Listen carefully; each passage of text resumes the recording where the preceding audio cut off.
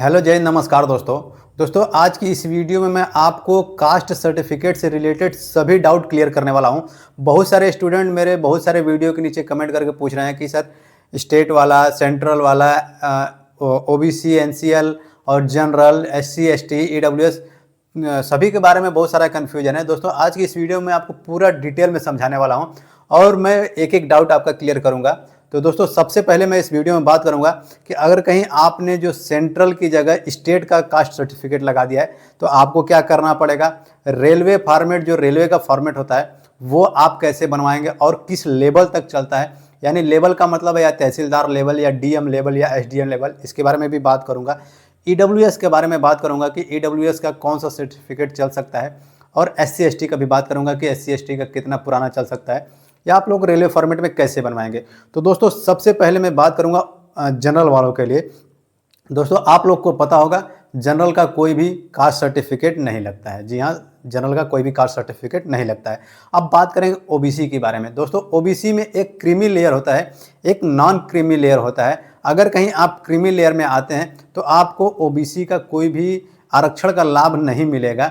अगर कहीं आप ओबीसी एनसीएल में आते हैं यानी नॉन क्रीमी लेयर में आते हैं तो दोस्तों आपको ओबीसी का जो कि कास्ट है उसका आपको रिजर्वेशन का फ़ायदा मिलता है। अब बात करेंगे कि अगर कहीं आपने, जैसे कि ओबीसी का है, वो दो तरह का कास्ट सर्टिफिकेट बनता है। एक बनता है जो कि आपका स्टेट लेवल का बनता है, दूसरा होता है जो कि सेंट्रल लेवल का बनता है। जबकि रेलवे में जो मांगता है वो सेंट्रल लेवल। अगर कहीं आप सेंट्रल लेवल का बनवा के रेलवे में फॉर्म भरे हैं तो आपको कोई भी दिक्कत नहीं होने वाली है। अगर कहीं आपने स्टेट वाला लगा दिया है गलती से तो आपको दोस्तों ज्वाइनिंग के टाइम आपका नया वाला सेंट्रल लेवल का बनवा के लेके जाना पड़ेगा। और हाँ, एक चीज़ ध्यान रखिए, अगर कहीं आपको रेलवे जो कि रेलवे फॉर्मेट में अगर के आपका नहीं दिख रहा है, जैसा कि आप लोगों ने सेंट्रल का बनवाया होगा, तो उसमें रेलवे फॉर्मेट से मैच कर लीजिएगा। अगर कि रेलवे फॉर्मेट से मैच करता है तो आपका वही वाला चल जाएगा जो आपका सेंट्रल वाला है। अगर कहीं थोड़ा भी डिसमैच हुआ तो आपको रेलवे फॉर्मेट वाला लेके अपने तहसील में जाना पड़ेगा। वहाँ से आप अपना पुराना वाला दिखा के पुराने वाले के आधार पर आपका रेलवे फॉर्मेट में बनाया जाता है। दोस्तों अब बात करेंगे कि आप या तो तहसीलदार लेवल या एसडीएम लेवल तक बनवा के लेके जाएंगे तो आपका चल जाएगा। लेकिन अगर के आप एसडीएम लेवल से नीचे तक बनवाते हैं तो थोड़ी मुश्किल होगी ज्वाइनिंग के टाइम। और दोस्तों बात करेंगे कि जो कितना पुराना तक लगता है। दोस्तों जो कि आप लोग को पता होगा, आप लोगों ने फॉर्म भरा होगा, तो लगभग में 1 साल पुराना जो कि ओबीसी का सर्टिफिकेट मांगा जाता है। दोस्तों अब बात करेंगे कि एससी और एसटी का।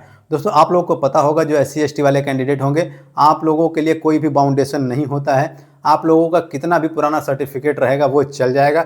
अगर कहीं आपका 10 साल पुराना भी कास्ट सर्टिफिकेट है वो भी दोस्तों आप लगा के डॉक्यूमेंट वेरिफिकेशन में पास आराम से हो सकते हैं। आप लोगों के लिए कोई कंडीशन नहीं होता है कि आपका 1 साल से पुराना नहीं होना चाहिए, ऐसा कुछ भी नहीं है। आप लोगों का 5 साल 10 साल पुराना है वो भी आप लोगों का दोस्तों चल जाएगा। अब बात करेंगे कि अगर कहीं एससी एसटी वालों, अगर के आप लोगों का जो कि सेंट्रल लेवल का नहीं है तो आप लोग को भी सेंट्रल लेवल या रेलवे लेवल जो है, रेलवे फॉर्मेट में आप लोग अपना भी जो आपके पास है उसको दिखा के रेलवे के फॉर्मेट में आप बनवा सकते हैं।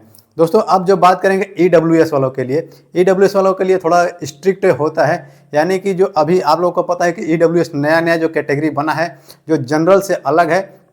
ईडब्ल्यूएस का मतलब इकोनॉमिकली वीकर जो सेक्शन होता है वो ईडब्ल्यूएस के लिए होता है। इनके लिए थोड़ा स्ट्रिक्ट होता है रेलवे। आप लोगों को जो आप लोगों ने फॉर्म भरा होगा उसमें रेलवे ने जो आपका टाइम लाइन दिया था कि इससे पुराना नहीं होना चाहिए। जैसे कि अभी 2026 वाला बात करेंगे, जो 2025 वाला 2026 में 22,000 प्लस वाली पोस्ट वैकेंसी आई थी, उसमें आप लोग का 2024 और 2025 का फाइनेंशियल ईयर का जो कि आप लोग का ईडब्ल्यूएस सर्टिफिकेट मांगा था रेलवे ने, तो आप लोग का उसके बीच में होना चाहिए। और हाँ, एक चीज़ ध्यान देने वाली बात है, अगर कहीं आप लोगों के पास रेलवे फॉर्मेट नहीं है तो आप लोग को भी जो ईडब्ल्यूएस सर्टिफिकेट है उसको आप लोग को रेलवे फॉर्मेट में जरूर से बनवा कर लेके जाना पड़ेगा, तभी आप लोग का ज्वाइनिंग होगा।